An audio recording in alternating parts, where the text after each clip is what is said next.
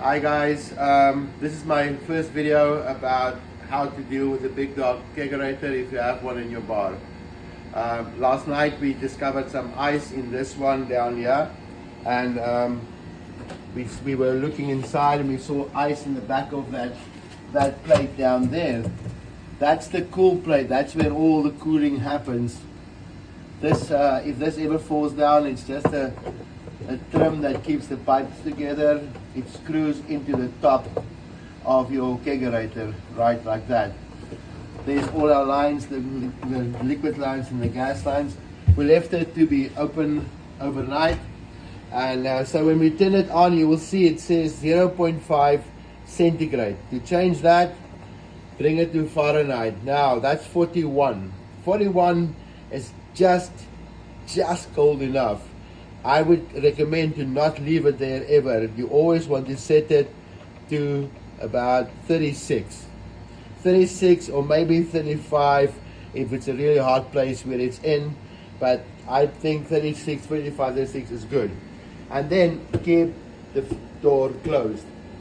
It was last night we found ice there because the door gets open. Now that's not because anybody is bad. It's simply because these three kegs barely fit inside. Now, in order to make them fit, we have to do the following. Just bear with me, it's a little bit of a mission. Okay, first of all, this is our one strawberry keg. It is going in our middle line, so we're going to find our middle line. Oops. And it says this is number 1, I think. Yeah, that's number 1, which would be the left. This would be number 2, I would think. Oh no, this is number 1, that was number 2. Oh, sorry guys, that was the right one in the first place. The right one in the first place. So, take some sanitizer, quickly dab it there. Make sure this is in the open position, not the closed. Did you hear that? That is gas leaking out. Never ever let this go to the bottom. All your gas will leak out. Okay, so you take it, it's in upper position, it's sanitized, it's clean, you put it in, you turn it as far as it will go, and you engage. Now, I'm going to remove these other lines. The length of the lines can sometimes make it difficult, but unfortunately in order to get 3 kegs in here, you have to do this. Sorry. Put this down. Now if you look in the back, right there's a little notch.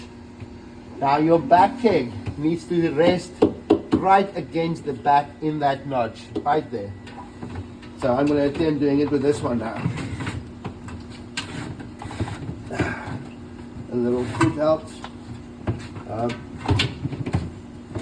There we go. It's roughly in the right position. It's already engaged. I don't have to worry going back there again. Next keg. This is our right-hand keg. Raspberry Plus on the right-hand side. Up here. So we take the Raspberry Plus. This for number 3. This is number 3, which is the third one. We give it a spurt there. Put it back in, it's in the up position. Turn it halfway, engage it. Now, remove these lines away. Put it right in the corner.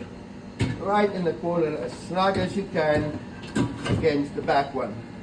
Make sure none of the lines are in between. That little bit is enough to push this one in this direction and force your door to open by itself. So this is important. Nothing in between, nothing in the back. The last one. Blueberry elderflower, which obviously goes in number 1. Number 1 being the left-hand one. Spritz this. This, by the way, is paracetic acid. food safe sanitizer, and it's all we use here. Engaged. As you can see, this fits in the last little spot here. You push it right back to the end. Now, both of them are hanging over a little bit. Not necessarily an issue, because the door, as you can see, the door has this cutout where the sides of these kegs can rest. So don't let that worry you too much. Be concerned about these lines over here. If they bundle up in front of the kegs, tend to open the door, push the door open. So before you close the door, take your lines, make sure they are stowed well out of the way, that there's no pressure on your door.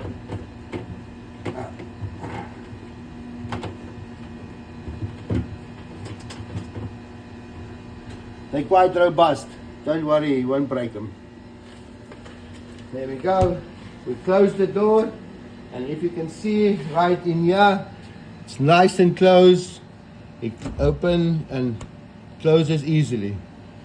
And now, if you do that, if you do all those steps, if you do every one of those steps that I just showed you, boom, you're in like Flynn.